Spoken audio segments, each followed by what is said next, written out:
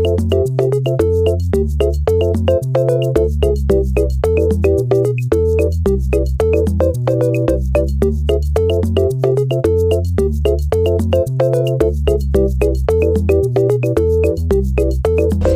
hari ni kita nak cakap pasal pengendalian inventory.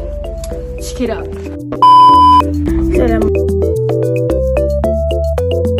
Assalamualaikum, nama saya Aina Syafiqah. Hari ini saya akan membentangkan maksud inventory. Maksud inventory ini ialah barang tak luak bernilai kurang daripada 1000 setiap satu pada masa perolehan. Nama saya Azri. Hari ini saya akan menceritakan tentang dua jenis inventory. Yang pertama, bahan guna habis. Bahan guna habis ni bahan yang perlu diganti secara berkala.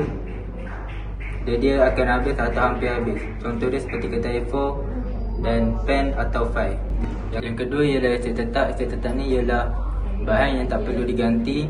Dia akan digunakan untuk kelangsungan organisasi. Contohnya aircon. Aircon ni tak perlu diganti dan dia perlu diservis je. Okay. Hai semua, nama saya Rozia Ayu Syakilah. Biasanya dikenali sebagai Ayu. Okay. Hari ni saya akan cakap tentang kaedah dan prosedur untuk membuat permintaan inventory.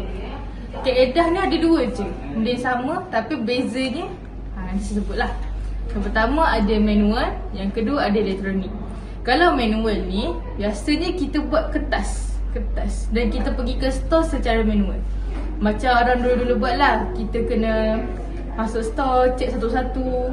Sedangkan kalau elektronik, kita ada benda barcode scan tu. Untuk scan, tengok barang tu ada ke tak. Okay. Proses permintaan ni, cara dia isi borang permintaan inventory. Yang kedua, kena dapatkan, setelah dapat kelulusan daripada pengurus, kita sebagai pegawai ni kena cari pembekal. Antara pembekal dalaman ataupun luaran. Pembekal dalaman ni macam orang yang dalam organisasi juga, orang yang menguruskan inventory, sama ada masih ada ke barang tu. Kalau tak ada, terpaksalah cari pembekal luaran. Pembekal luaran ni daripada pihak luar. Okey? Contohnya daripada vendor. Okey. Assalamualaikum geng.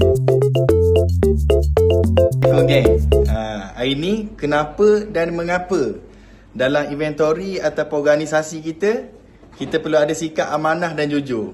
Salah satunya kenapa kita perlu ada sikap amanah dan jujur, supaya organisasi kita ataupun inventory kita tidak berlaku penipuan, kerugian dan dapat mengelak daripada perkara-perkara yang tidak diingini berlaku. Itu pendapat saya. Jadi kesimpulan dia, kenapa inventory ni penting dalam sebuah organisasi, supaya syarikat tu lebih terkawal dan teratur. Okey, yang kedua, supaya syarikat berjalan lancar dan tiada kerugian. Unsur inventory yang baik memastikan penggunaan aset lebih teratur dan mengelakkan pembaziran, serta untuk menyokong kelancaran operasi organisasi secara keseluruhan. Okey, itu sahaja daripada kumpulan kami, Lunaria. Bye. Apa benda ni?